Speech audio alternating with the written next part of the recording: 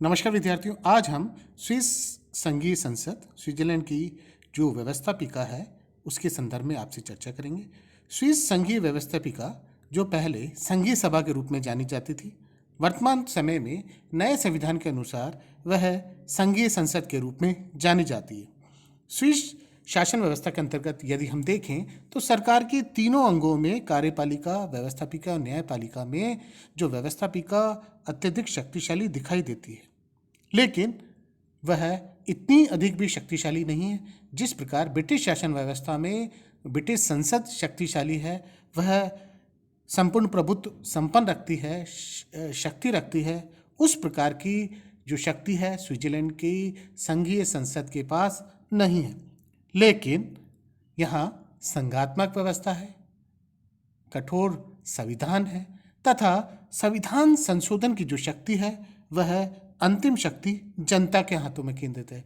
इस आधार पर यदि हम देखें तो स्विट्जरलैंड के अंतर्गत संविधान ने व्यवस्थापिका को पर्याप्त शक्ति दी है। ब्रिटिश शासन व्यवस्था में जो संघीय व्यवस्थापिका है, जिसे संघीय संसद का नाम दिया गया है, वह अत्यंत महत्वपूर्ण व शक्तिशाली है। स्विस संघीय संसद का संगठन यदि हम देखें तो स्विस संघीय संसद के अंतर्गत दो सदन है, प्रतिनिधि सदन और सीनेट।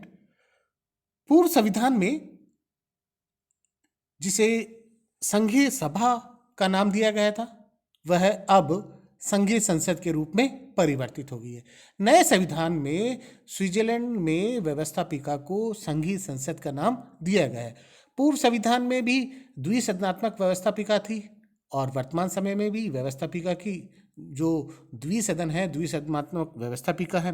और पूर्व संविधान में यदि हम देखें तो जो संघीय सभा है उसके दो सदन थे, राष्ट्रीय सभा और राज्यसभा। और वर्तमान समय में जो नया संविधान 1999 में लागू हुआ, उस समय भी संघीय संसद के दो सदन हैं, प्रतिनिधि सदन और सीनेट। आज हम नए संविधान के अनुरूप जो ब्रिटिश संघीय संसद है उस पर चर्चा कर रहे हैं और इसके संगठन के संदर्भ में आपसे अभी विचार विमर्श कर रहे हैं। इसके संगठन के आधार पर यदि हम देखें तो प्रतिनिधि सदन जो ब्रिटिश संघीय संसद का निम्न सदन है। संविधान द्वारा प्रतिनिधि सदन के सदस्यों की संख्या 200 निर्धारित की गई है और कैंटनों की जनसंख्या के आधार पर प्रतिनिधित्व दिया गया है। अर्थात जहां जनसंख्या अधिक है वहां के कैंटनों से प्रतिनिधि सदन के सदस्यों का निर्वाचन अधिक होता है और जहां जनसंख्या कम है उन कैंटनों से प्रतिनिधि सदन के सदस्यों की संख्या कम होती है। लेकिन प्रत्येक कैंटन से एक सदस्य का निर्वाचन होना तो आवश्यक है। कम से कम ये व्यवस्था की गई है ब्रिटिश संविधान में कि एक कैंटन से प्रतिनिधि सदन का चुनाव तो पहुंचे ही पहुंचे। एक कैंटन से कैंटन से एक ना एक सदस्य का चुनाव, यानी प्रत्येक कैंटनों से प्रतिनिधि सदन के सदस्य पहुंचते हैं, प्रतिनिधि सदन के अंतर्गत कार्य करते हैं। प्रतिनिधि सदन की संख्या 200 निर्धारित की गई है और इनका चुनाव जनता के द्वारा किया जाता है। बड़े कैंटन बर्न और ज्यूरिख जहां जनसंख्या अधिक है वहां प्रतिनिधि सदन के सदस्यों की संख्या 32 व 31 और उरी जहां जनसंख्या कम है उस कैंटन से कम एक सदस्य का निर्वाचन वहां किया जाता है। प्रतिनिधि सदन के सदस्यों का जो कार्यकाल है वह 4 वर्ष है और 4 वर्ष के बाद नवीन सदस्यों का चुनाव होता है। प्रतिनिधि सदन के अंतर्गत 18 वर्ष की आयु प्राप्त व्यक्ति वोट डालता है। चुनाव प्रत्यक्ष रूप से किया जाता है। वयस्क मताधिकार के आधार पर गुप्त मतदान व आनुपातिक प्रतिनिधि प्रणाली का प्रयोग किया जाता है। प्राय ये इस बात पर विशेष बल दिया जाता है कि स्विस संविधान में जो सदस्य है वह एक समय में केवल एक जो व्यवस्था है उसके अंतर्गत ही वह सदस्य रहे। यदि कोई सदस्य प्रतिनिधि सदन का सदस्य है तो वह सीनेट का सदस्य नहीं हो सकता है और न ही वह संघीय कार्यपालिका का सदस्य हो सकता है, ना ही संघीय न्यायपालिका का सदस्य हो सकता है। एक समय में केवल एक सदन का सदस्य वह हो सकता है। सीनेट सीनेट जो स्विट्जरलैंड की संघीय संसद में उच्च सदन के रूप में जानी जाती है। सीनेट के सदस्यों की संख्या 46 निर्धारित है। स्विस संघीय व्यवस्था में 20 तो पूर्ण कैंटन है और 6 अर्ध कैंटन है। प्रत्येक पूर्ण कैंटन से 2 सदस्यों का निर्वाचन किया जाता है और अर्ध कैंटन से 1 सदस्यों का निर्वाचन होता है। इस प्रकार 20 कैंटनों से 40 सदस्य और 6 अर्ध कैंटन है, वहां से 1 सदस्यों का निर्वाचन किया जाता है। निर्वाचन की जो व्यवस्था है, कार्यकाल की जो व्यवस्था है, सीनेट के संबंध में वहाँ संविधान में कैंटनों की इच्छा पर छोड़ा गया है। कैंटनों की इच्छा के आधार पर सीनेट के सदस्यों का जो निर्वाचन प्रत्यक्ष व अप्रत्यक्ष रूप से होता है। अलग अलग कैंटनों में सीनेट के निर्वाचन की जो व्यवस्था है वह अलग अलग निर्धारित है। पूर्व संविधान में भी जो सीनेट के निर्वाचन की जो व्यवस्था है और कार्यकाल की जो व्यवस्था है वह पूर्व संविधान में भी इसी प्रकार थी और वर्तमान नए संविधान में भी इसी व्यवस्था को अपनाया गया है। वर्तमान समय में सीनेट के सदस्यों का जो चुनाव है वह कैंटनों की इच्छा के आधार पर है। कुछ कैंटनों में प्रत्यक्ष रूप से निर्वाचन होता है और कुछ कैंटनों में अप्रत्यक्ष रूप से निर्वाचन होता है। इनका कार्यकाल भी 1 वर्ष से लेकर 4 वर्ष तक निर्धारित है।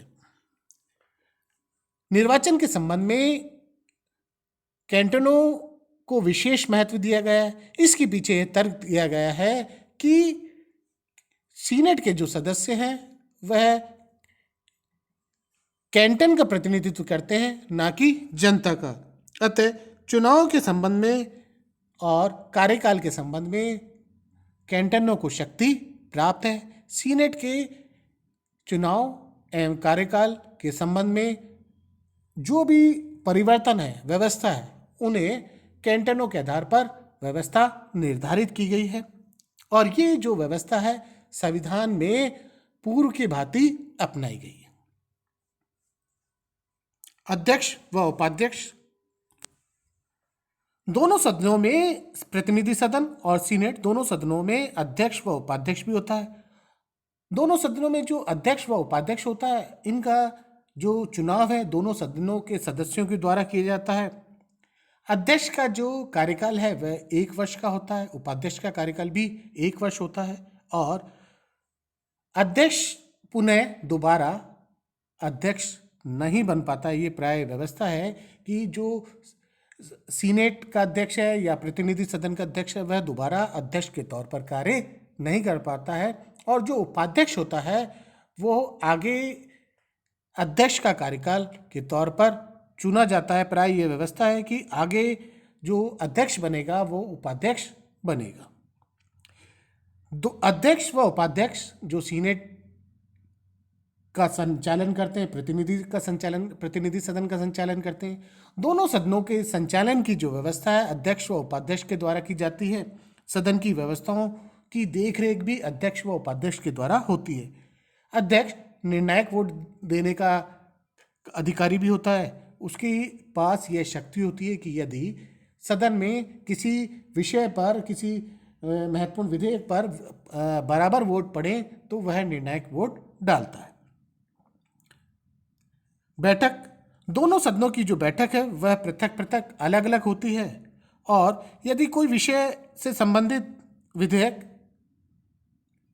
किसी भी सदन में पेश हो सकता है। ऐसा नहीं कि कोई महत्वपूर्ण विशेष विधेयक केवल प्रतिनिधि सदन में पेश होगा।